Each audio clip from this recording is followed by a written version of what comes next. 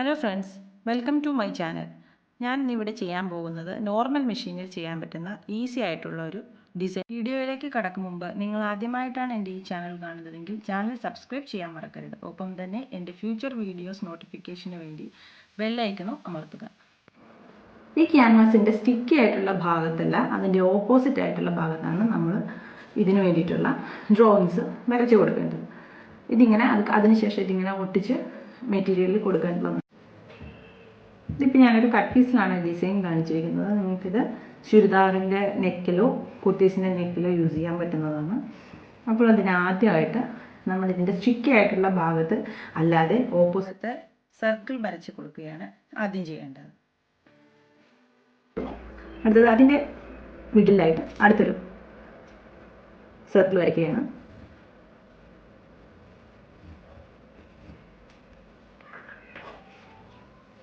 ഇത് അതിൻ്റെ സെൻറ്ററിലായിട്ടൊരു ചെറിയൊരു സർക്കിൾ കൊടുക്കുകയാണ്.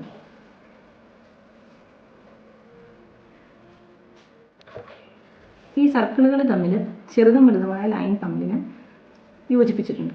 ഇനി ഈ സ്റ്റിക്കി ആയിട്ടുള്ള ഭാഗം നമുക്ക് നമ്മുടെ മെറ്റീരിയലിൻ്റെ ഓപ്പോസിറ്റ്, അതായത് ഉൾഭാഗത്ത് വെച്ച് അയൺ ചെയ്തെടുക്കാം.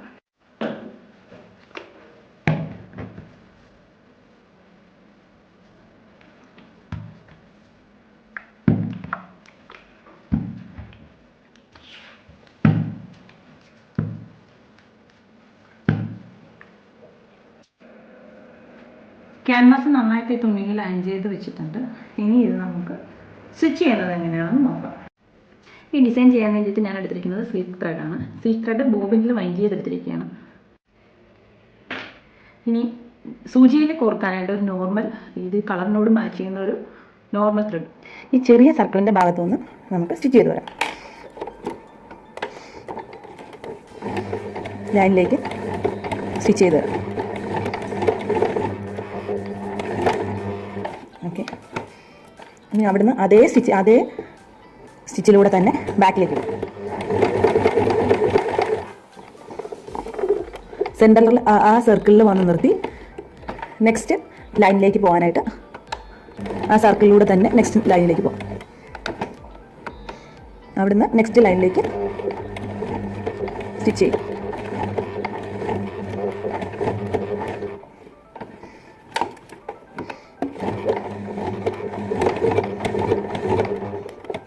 സ്റ്റിച്ച് ചെയ്യുമ്പോൾ സെയിം സ്റ്റിച്ച് ചെയ്തതിൻ്റെ മേലെ കൂടി തന്നെ സ്റ്റിച്ച് ചെയ്യാനായിട്ട് ശ്രമിക്കുക.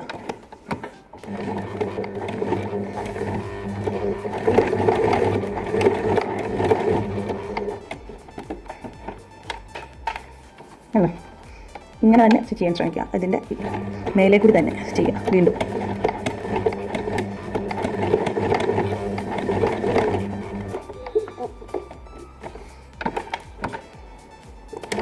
ഇനി അടുത്ത ലൈനിലേക്ക് സ്റ്റിച്ച് ചെയ്ത് പോവുക.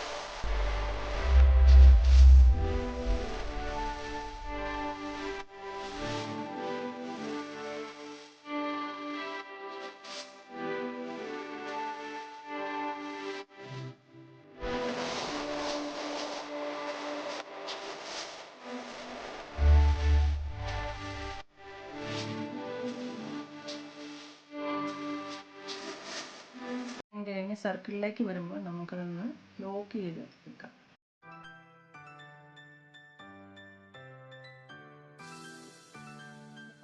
ഇതാണിപ്പോൾ നമ്മൾ സ്റ്റിച്ച് ചെയ്തെടുത്ത ഡിസൈൻ. ഈ ഡിസൈനിലേക്ക് ഇനി പേൾ അറ്റാച്ച് ചെയ്യുന്നു. ഇതിനായിട്ട് ഞാൻ എടുത്തിരിക്കുന്നത് ഒരു ഹാഫ് ബീഡാണ്.